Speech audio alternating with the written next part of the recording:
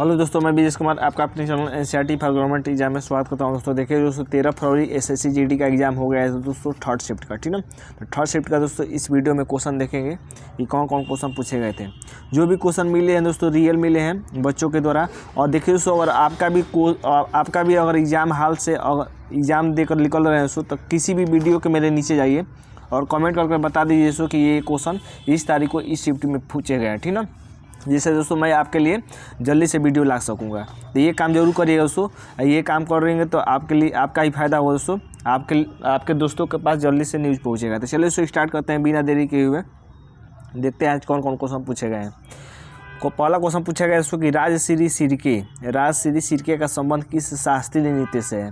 तो देखिए दोस्तों ये किस शास्त्रीय नृत्य से संबंधित है, ये वाला क्वेश्चन हर शिफ्ट में एक पूछ रहा है, ठीक है। तो इसका आंसर हो जाएगा दोस्तों कथक आंसर हो जाएगा। कथक जानते हैं दोस्तों। देखिए सेकंड शिफ्ट में हाल ही में पूछा था कि उत्तर भारत का शास्त्रीय नृत्य कौन है। तो उत्तर भारत का शास्त्रीय नृत्य कौन है दोस्तों, कथक है। देखिए एक दूसरे से रिलेट कर क्वेश्चन पूछ रहा है। और अगर उत्तर भारत नहीं, अगर यूपी भी पूछे दोस्तों कि उत्तर प्रदेश का शास्त्रीय नृत्य कौन है दोस्तों, तो कथक ही है। मान्यता प्राप्त दोस्तों 8 शास्त्रीय नृत्य हैं, जिसमें दोस्तों एक कथक हो गया। और मेन याद रख लीजिएगा दोस्तों, जैसे केरल का याद रखिएगा। केरल का दोस्तों कथक कली है, ठीक ना। केरल का कथक कली है, ठीक ना। फिर से मोहिनी अट्टम है, मोहिनी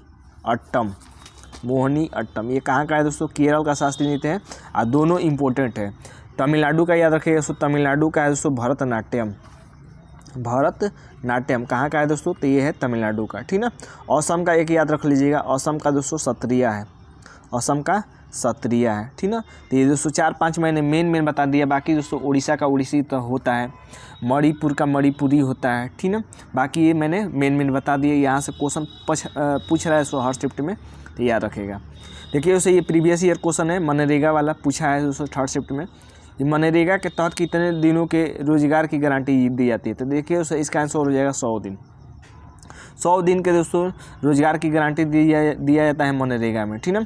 बात कर लेते हैं मनरेगा के दोस्तों। देखिए महात्मा गांधी राष्ट्रीय ग्रामीण रोजगार गारंटी अधिनियम, इसका फुल फॉर्म होता है, मनरेगा का फुल फॉर्म होता है महात्मा गांधी राष्ट्रीय ग्रामीण रोजगार गारंटी अधिनियम। ये कब आया था दोस्तों, तो 2005 में आया था, याद रखिएगा।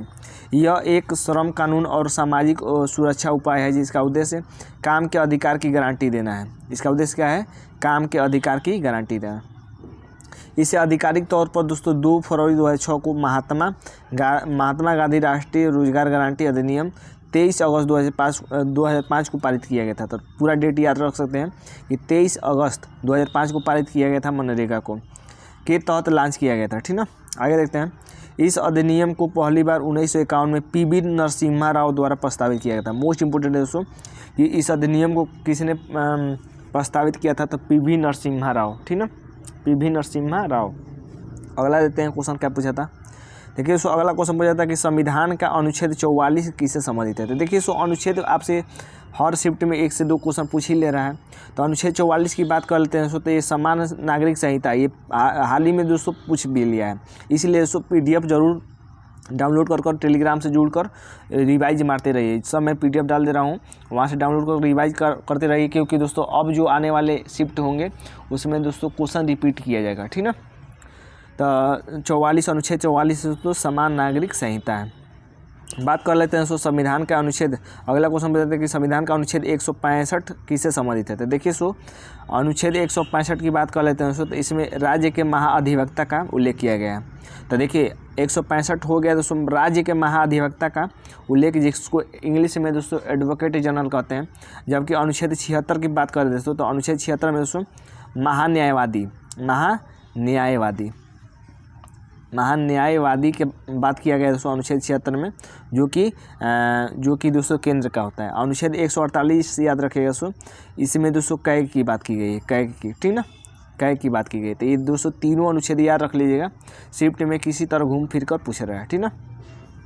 अगला देते हैं। देखिए अगला क्वेश्चन पूछा था कि प्रसिद्ध नर्तकी टी बाला सरस्वती निम्नलिखित में से किस नृत्य शैली की प्रतिपार थी। यानी किस शैली से संबंधित है दोस्तों, टी बाला सरस्वती, ठीक ना। तो इनका संबंध दोस्तों भरतनाट्यम से है। भरतनाट्यम अभी मैंने बताया दोस्तों कि तमिलनाडु का क्या है, शास्त्रीय नृत्य है, ठीक ना। अगला देते हैं। देखिए अगला क्वेश्चन पूछा था कि भारत सरकार की प्रथम पंचवर्षीय योजना किस पर आधारित है। देखिए उसको पंचवर्षीय योजना से आपके शिफ्ट में हर शिफ्ट में पूछ रहा है क्वेश्चन। पंचवर्षीय योजना की बात कर लेते हैं। देखिए अभी इसी क्वेश्चन की बात कर ले सो तो पहले पूछ चुका है ये क्वेश्चन, फिर रिपीट कर दिया, इसलिए पूरा क्वेश्चन रिपीट मारते रहिए, ठीक ना। तो भारत सरकार की प्रथम पंचवर्षीय योजना किस पर आधारित थी, तो हैराल्ड डोमर मॉडल पर आधारित थी दोस्तों।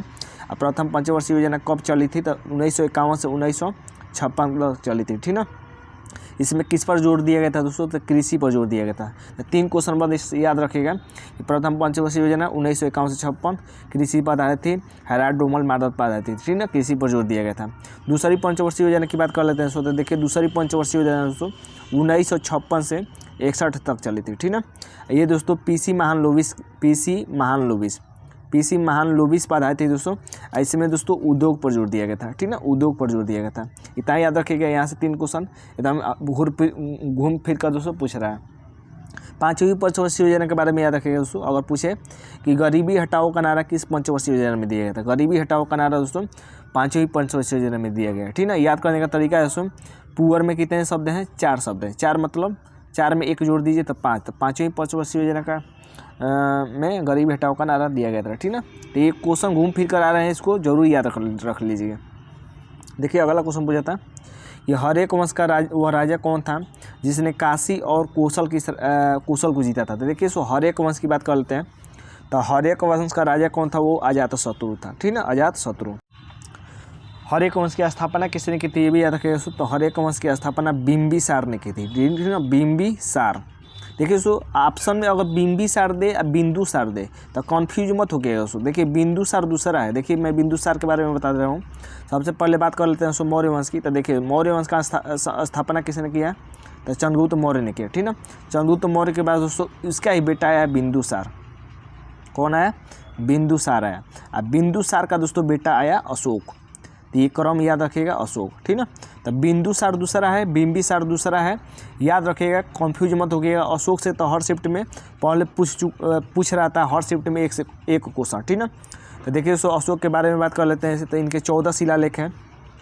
13वें शिलालेख में सो कलिंग युद्ध की जानकारी मिलती है, ठीक ना। और सबसे बड़ा शिलालेख कौन है, 7वां है। तो ये 3 क्वेश्चन आपको याद रख लेना है, यहाँ से पूछ सकता है। कलिंग युद्ध कब हुआ था, ये कमेंट करके आप बताएंगे, कमेंट करके जरूर बताइएगा, ठीक है। अगला क्वेश्चन देखते हैं। देखिए अगला क्वेश्चन पूछा था कि भारत में सबसे न्यूनतम प्रतिशत वाला धर्म कौन सा है। तो देखिए सो बात कर लेते हैं भारत में सबसे न्यूनतम प्रतिशत वाला धर्म।